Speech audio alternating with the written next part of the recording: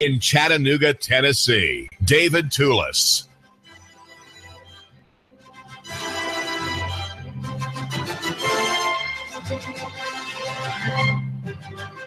This week, the illegal ordinance in Chattanooga took effect October the 1st, and it is illegal because it violates important free market protections that we have in law in Tennessee. That would be our Constitution, and also our statutes, which allow for and grant the protection of procedural due process rights. I'm referring to the AirBnB ordinance. It's called for short, also referred to as the short-term vacation rental ordinance, passed 7-1 in the city council. Only Demetrius Coonrod, a newcomer, voting against it. And the established figures in Chattanooga politics, some of them are conservatives, as they like to say, letting it go through, not thinking in terms of the people as a whole, but living out the principle of a local and subjective law as opposed to an objective standard. Now that's important to bring up. You think that's a big topic of conversation, very philosophical, but really it isn't, because if we have constitutional government with its undergirding of Christian principles of external law, right, a law that's revealed, that's external to any one person, that's always true, right? That's what the Christian theme, the Christian theory is, that there's a law that binds all men for all time, and that certain things are always wrong and sinful and wicked, and other things are always right. And that is, of course, that is the idea of, we could say, the common law or God's law. And in fact, I would suggest we live in a theocracy already. We always have. Mankind has always lived under God and under God's government, and his law has always been binding upon men, even from Adam, even before there was a 10 Commandments that summarized God's requirements for mankind. There's always been this external law. So we have in Chattanooga this background, you might say this legal background, upon which the city council works. The city council representing the people in the corporation, that is to say the corporation of the city of Chattanooga, Helena County, a municipal body created by the General Assembly. It is simply a business. Effectively, it's a business. And it is there to serve the people and to protect them. Corporations, city corporations, are there to protect people, to maintain their health, safety, and welfare under the police powers. And it is there to provide them services that are, you might say, that they agree to have given to them as an aggregate. In other words, the city represents the collective will of the people to have services such as sewer and trash protection, and even to have a constable, the watchman, if you will, that would be the police department, also limited by law, which I won't mention that conflict now, but since we're looking at Airbnb. But the Airbnb ordinance has gone into effect with that backdrop. But the law, the ordinance, if you will, is purely local. It's not, you might say, well, David, don't you think you should approve of a local law, right? You are a lococentrist. You are the guru of local economy. Don't you want there to be a law that is purely local, that you might say is subjective to us because we're here and we know what's best for Chattanooga, and we don't want outsiders telling us what to do, and we don't want faraway standards from remote places like Nashville controlling what happens in Chattanooga. Don't you want self-determination? Don't you want us to have our own way and to go our own way? Well, no, not when fundamental principles are violated by city council members such as Chip Henderson, the founder, the sponsor of that resolution, and supporters such as Darrin Ledford, who's a good conservative, right? A good pragmatic conservative who will hold his nose and go along and try to make improvements in the ordinance that ended up getting passed, trying to take off some of the hard edges. Well, there are so many hard edges and so many bad parts of that proposal that is now the rule in Chattanooga, that I'm not sure how many good Darrin Ledfords we could have to make it better, because it has a fundamental flaw that goes back beyond, back in time, and you might say back beyond the immediate conception of a plan to regulate private home ownership, especially when people want to rent out their houses short-term to vacationers, business visitors, and others through internet portals, Airbnb being the most popular. There are many of them. And what has happened is this: the city council, as we are making note of here on the David Tulis Show, the city council has created a Beijing wall around the gig city, and it's in a way it's just laughable to think that the city council has done that. And the people of Chattanooga, if they don't resist, if they don't stand on their rights, are simply cowering. They're simply cowering, as many people do in China. Well, I really shouldn't go to that website because it may have bad things on it, and the government may not like that, and the government may track me that I've went there and read a dissent about the policies of our great leaders in the party. I better not go there. No, I really better not. I better not think those thoughts. I better not investigate these questions because I might get in trouble. That's what people in China have to think when they deal with the Beijing wall around their country. An internet wall that is in the end, it's just laughable because the internet is going to overwhelm and bypass all such efforts to control it. Let's be confident of that. No matter how many subcontractors Donald Williams has in the Economic Development Office of Chattanooga, these smart people will be able to bypass it, Lord willing. Now, the ordinance is a problem. Okay, it's a problem, and if you want to understand problems like this, you have to go to the source in the way of local analysis, and that source I would like to suggest is me at Nooganomics.com, which is the website for the man who matters. And because it's for people who matter, I get it. I get it. It's not popular, and that's fine. I've got my reader and I, we get together and we discuss what happens in our city and look into how things really function. And I like to say, kind of in the way of marketing this platform, there is a deep state, and right-wing talk radio has talked about it since Trump was elected. There is a deep state, and there is one in Tennessee, and there is one, and you can see its manifestations in Chattanooga, and that's the website to explain how that works. Okay, we've explained it in numerous areas with having a lot of fun.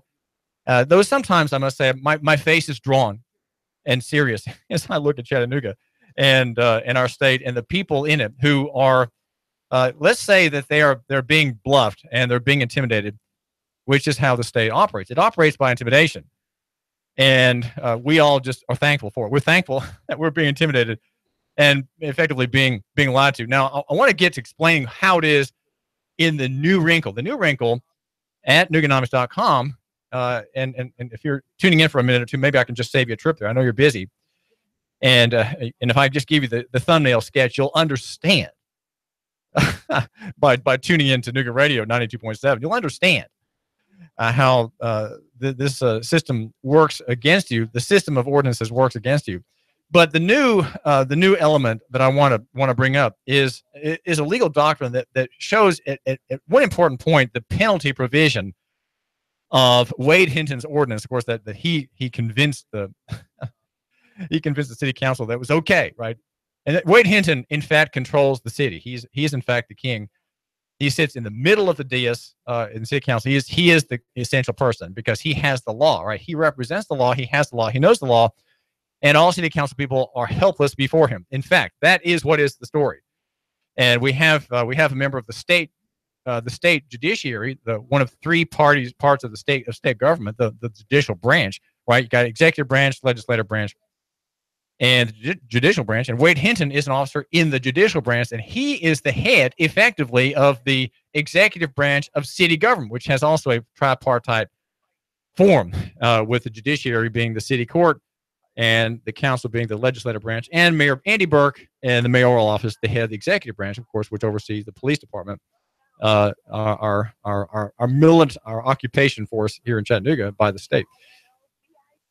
I'll let that one go. But here's what the rule is that's being violated in the penalty provision. It's called res judicata. Okay, now what that means is that something once decided cannot be relitigated, and the part of the ordinance that violates that rule is this provision. It says any violation of this article may be punishable by a fine of not less than $25, and then it has parentheses $25.00, or more than $50, and then it has the code for $50. Of course, it's referring there to the constitutional provision is 50 lawful dollars, but here there's a translation being made from lawful dollars, which are silver, to paper dollars, which are fiat currency issued by the Federal Reserve System.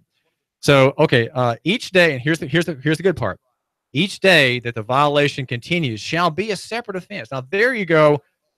How can that possibly be? Now, that simply doesn't work. Okay, it doesn't work because of the foundational blockade, which is in the Constitution, and that is Article 6, Section 14. And that provision limits the power of corporations to punish. Okay, corporations cannot punish. The city corporation cannot punish, but it can fine. Now, there are two cases that define that in detail to discuss the difference between punishment and punitive intention and fining. And that would be the main one. I think the best discussion is in the City of Chattanooga versus Myers case, which is 1990. And the $50 fine rule says essentially the following. It says, no fine shall be laid on any citizen of this state that shall exceed $50 unless it shall be assessed by a jury of his peers who shall assess the fine at the time they find the fact if they think the fine should be more than $50. So in other words, we're talking about a jury trial, and that can only be in county jurisdiction or state jurisdiction. That would be a criminal matter. In this case, it would be an attempted criminal matter. So cities don't have authority over juries, right? City courts are non-jury trials or bench trials. The judge is the finder of fact and the applier of the law. And the sphere of operation is ordinances only, and let's just grant temporarily statutes that are adopted somehow by the city. And I think that there are many fewer statutes adopted by the city and granted to the city for enforcement than we currently have in practice. But I haven't had time to dig that up. Now, this provision effectively says that unless there's a jury, there can only be a fine laid no more than $50 per case. Now, here's what's happening in the ordinance. The ordinance pretends that each day of the homeowner's rejection of this authority, each day is a separate offense, and we're going to find each day as a separate offense. Well, that can't be.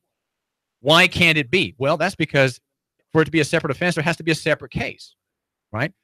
If day one I'm in violation, all right, the city has to proceed against me by notice, respecting my due process rights by notice, charge, accusation, and then lawsuit. And every day there has to be a separate lawsuit filed for there to be a separate offense. But that can't happen. Why cannot it happen? Because if the judge rules against me on the first day, after all that procedure, after all that process, and he finds me guilty and then fines me $50, well, then that's it. There can't be another case.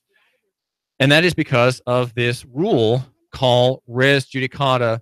And there's another word for it that if you read Nooganomics.com, you can find out what the other term for it. Maybe a bit more, a little bit easier to understand. And I'm trying to find here on the printout what that usage is. But effectively, the term is if it's been decided, we can't decide it again. Res judicata. And so if you're found guilty of being in violation for a single day, that's it. There cannot be more fine. What I'm saying is that the ordinance is toothless. It has no power of enforcement. It has a $50 fine. So it should be that if you, my listener, want to have an Airbnb house, you should feel free to go ahead and ignore the city entirely, because it may find you. It may find you guilty. You may just ignore it, and they'll find you the judge will find you guilty in absentia. Well, then he can fine you $50, and that's it. And for the city to fine you each day, it has to have a new lawsuit for each day the offense occurs. But that's not allowed. Again, as I say, it's not allowed because of the doctrine of already having been decided will not be litigated again. Res judicata. It's been settled. It's law. In this matter, it's law.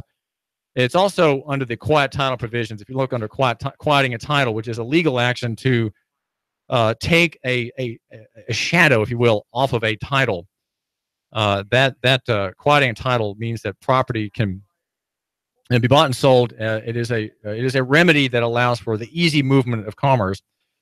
And if you get rid of a shadow over a piece of property, a legal claim on it, maybe a questionable legal claim on a piece of property, you have what's called a quiet title action, and that allows you to get rid of that noise, you might say, that noise around that piece of property, and you can sell it or do with it what you want. You quiet the title, and so that's the legal landscape of the ordinance in Chattanooga. Now, I want to get and you'll find out. Just read about this at Nooganomics.com. No platform in Chattanooga will have this kind of analysis. Okay, no one has it. Just me.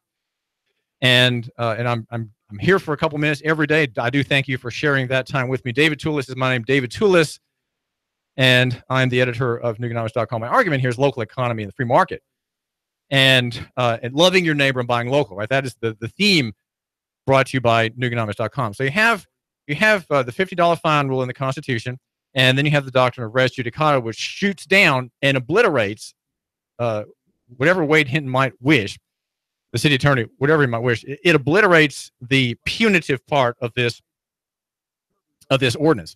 Now you say, well, David, you're making big claims about it being illegal, and what are they? Well, if you missed our coverage earlier, and if you're just joining us, have just discovered the David Tulis program, we've gone into this in some detail, but in a nutshell, there are 2 points that I'm highlighting today for your consideration.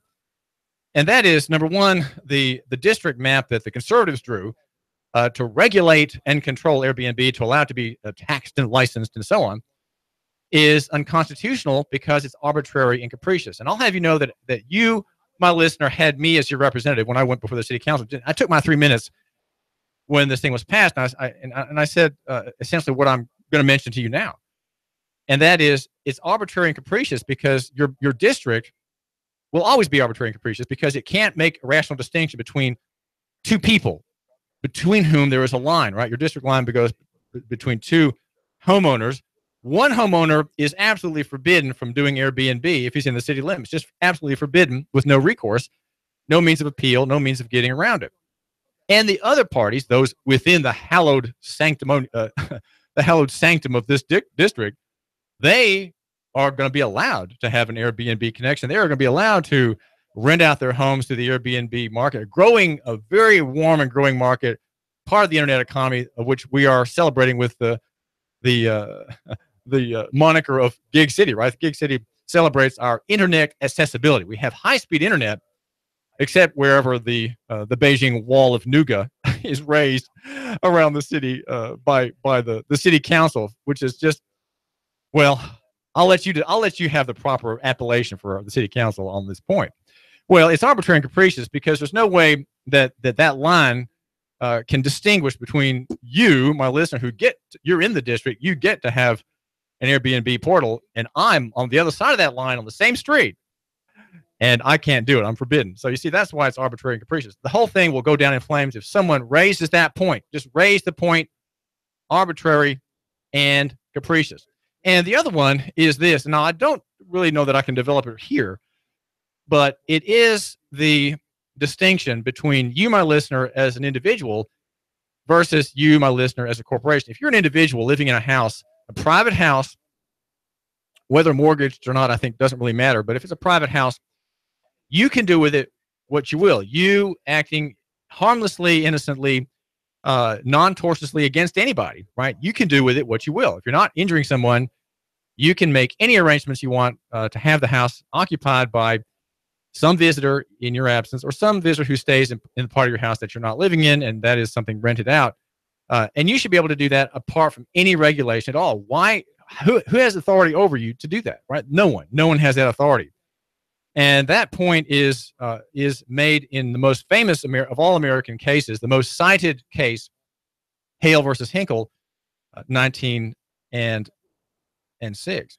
And that case makes the distinction between the private person and the corporation. The corporation is a state creature, and a private person is not subject to regulation in his private activities, period. That's it. No, not subject to regulation. Now, that decision is 108 years old, and it's still true. It's true if you want it to be true, right? It's true if you claim it to be true. Now, if you, my listener, can't make that claim, well, then by all means, live the life in the corporation. Live the life of the avatar, the bipeded corporation, and find yourself limited there. And though I know we have high court opinions of more recent note that say, well, corporations have a right to free speech and so on. But here in this matter, privately owned house is free, and so these are the grounds for which some good person in Chattanooga needs to say no. But we've been so well taught by our churches that we just comply with everything, and even devout Christians just simply say, well, there's Romans 13, and there's nothing I can do about it. Well, I'm here to say that there are things you can do about it, and don't live in fear. Don't live worried about what man can do to you, especially if you're right. If you're right, stand your ground and take your leg. And you provide a great service for everybody if you stand your ground, because everybody will suddenly know, hey, here's someone who said no, and the judges agreed. It sounds like a lot of things to dread in that, but really, when you get going in it, you're going to be excited, and you have a great cause. This is David Tulis. Love your neighbor and buy local. Near is better than far. Small than big, simple than complex. This is David Tulis, brought to you by Nooganomics.com. The Tennessee Valley's news talk leader, Nooga Radio, Digital FM